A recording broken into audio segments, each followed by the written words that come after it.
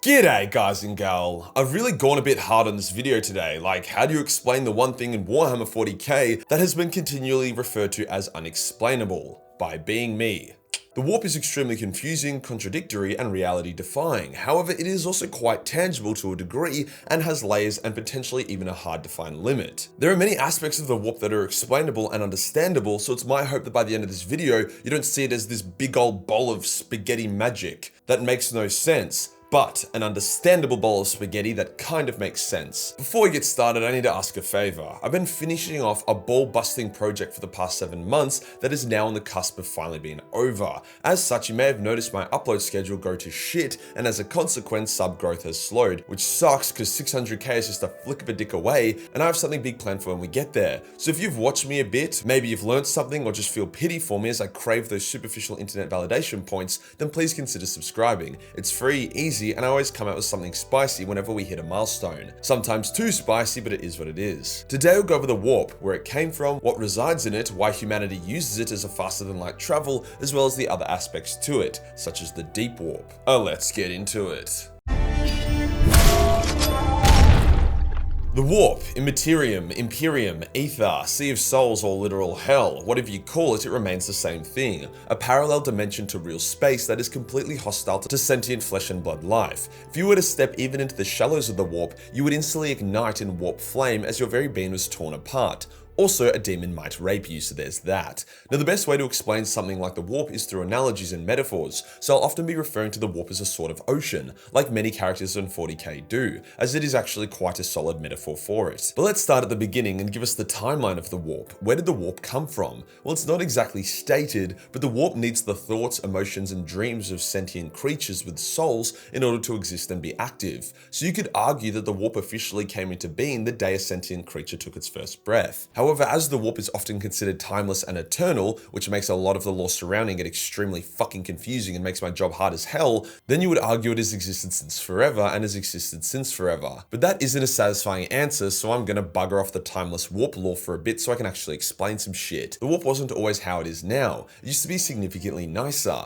A calm sea where souls could enjoy an afterlife and even reincarnate without being worried about dark warp entities or demons consuming their souls. The old ones are the first beings to master the warp, and they use it to become godlike. In old lore, they were the sole masters of the warp, but GW did a random cheeky retcon semi-recently that stated that Chaos has always existed and has always been the setting's antagonist, which I personally find stupid and obnoxious, but they did fight the old ones for dominion over the warp and real space. For the most part, the old ones won, containing the realms of Chaos into small pockets of the warp while locking up a shitload of demons in prison planets. By locking them up, these demons were unable to return to the warp, and since demons are shards of their Chaos gods, those shards were permanently removed from said gods, thus weakening them. For millions of years, the galaxy was at peace as the old ones seeded it with life. The warp stayed pretty chill, and the Eldar rose in power and created their own gods, who kept the warp even more secure as they resided in it. As a part of their mastery over the warp, the old ones even created the webway, a multi-branched tunnel that cut through the warp and allowed them and their minions extremely fast, safe, and reliable travel through the warp, as opposed to the more risky warp jumps, in which a ship had to go balls deep into the warp with nothing but a psychic shield keeping them safe from the warp predators. Yes, even then there was warp predators, just like how sharks have almost always been in the ocean. Then the war in heaven occurred, where the Necrons and the Catan fought against the old ones, Eldar, Orcs, and others. The war sucked mega dick for everyone, and the only true winners were the Chaos gods, since the Catan and the old ones were both knocked out of action,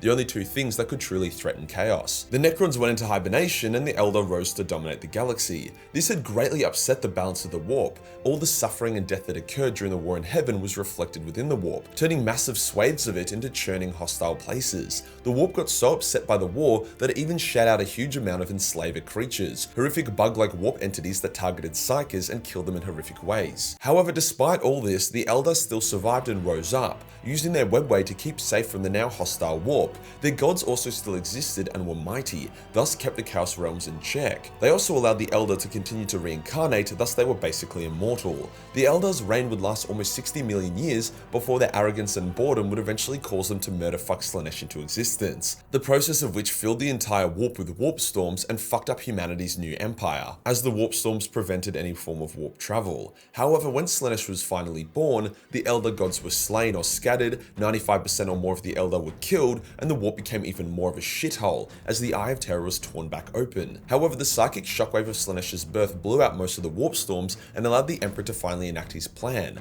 The time of the Eldar was over, the time of man had begun. Mankind was significantly less adept at using the warp than the Eldar. Whilst the Eldar could go through tubes and passageways through the ocean via their webway, mankind had to jump in a submarine and fucking raw dog that shit. By tearing open a rent in real space, diving directly into the warp, and then following the Astronomicon, a human ship could cut a multi-light year journey down to weeks. All they needed was a warp drive to get into the warp, a Geller field to prevent the warp from getting into them, and a navigator who could use their third eye to follow the correct paths. Despite how dangerous this sounds, and despite many ships being lost in the warp, it was actually pretty safe, with the success rate being super high. The Emperor carried the team hard here by building a psychic lighthouse and using his power to light it up. That was the Astronomicon. Thus, navigators had a reference point they could use to know where they were at all times. Now that basically sums up the warp's timeline and how the Eldar and humanity use it for faster than light travel, but it doesn't yet answer much about the nature of the warp. Fortunately, in the Horus Heresy novel, The Path of Heaven, great book by the way, we get a mega nerd who is obsessed with the warp give us a seriously deep insight into it.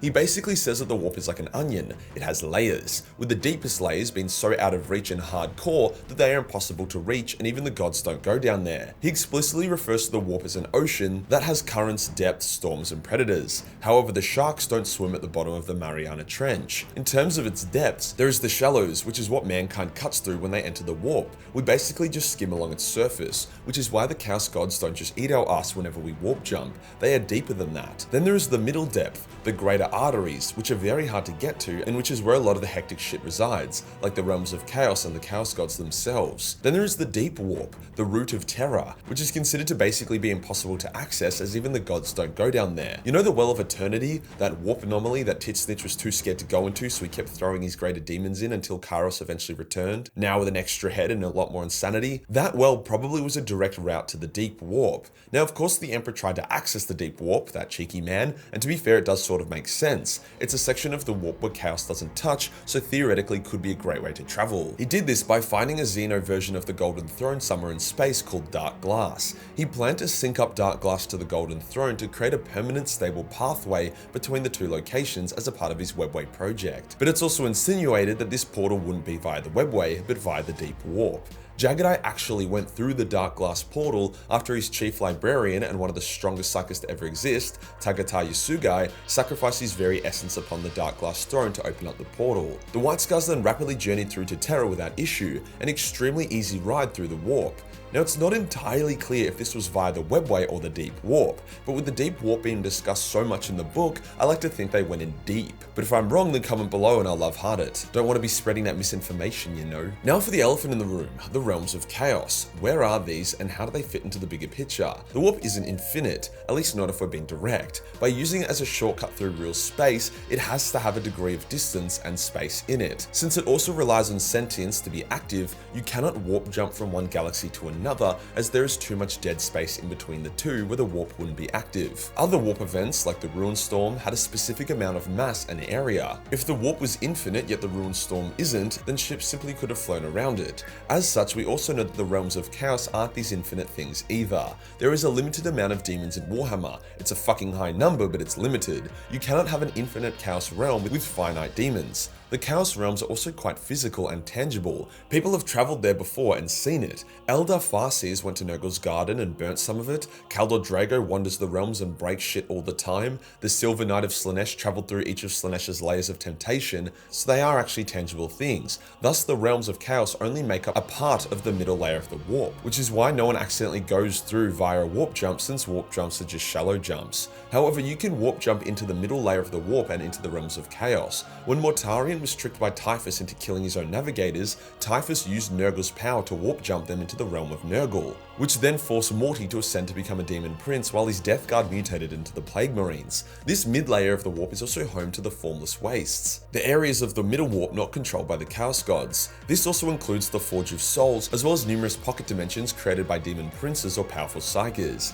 It's very possible that the Lion's Forest Walk ability allows him to travel through the middle warp, which is also why the Chaos Gods are able to manifest in his forest as well. I referred to the timelessness of the warp before, which is something about the warp I actually find kind of shit lore-wise. Basically, the warp and everything in it always was, if it was to ever be. So for example, even though Slaanesh was born around the 30k mark, her demons were present 60 million years ago because of warp timelessness. So as she existed in 30k, so she always did. In a more day-to-day example, you could warp jump and actually come out of the warp earlier than when you went into it, or you could come out 100 years later, despite only, let's say, spending 2 weeks in the warp. However, that is pretty rare. Generally, it's actually close to 1-to-1 timing, otherwise the setting would be absolutely cooked. Basically, whatever the writers want to happen, happens, with them just shrugging and saying the warp is cooked and mysterious, don't worry about it. So in summary, the warp is a multi-layered, hateful place full of malicious bastards. However, it's only bad because of all the shit happening in real space. Theoretically, if everyone stopped fighting and sung Kumbaya, then chaos would be fucked and the warp would calm down. However, this is also the reason why chaos is constantly causing issues. If it leaves real space alone, eventually there would be peace and the end of chaos. This was kind of the Emperor's goal. By making the human webway, mankind would no longer need to travel through the warp and hence would no longer rely on it,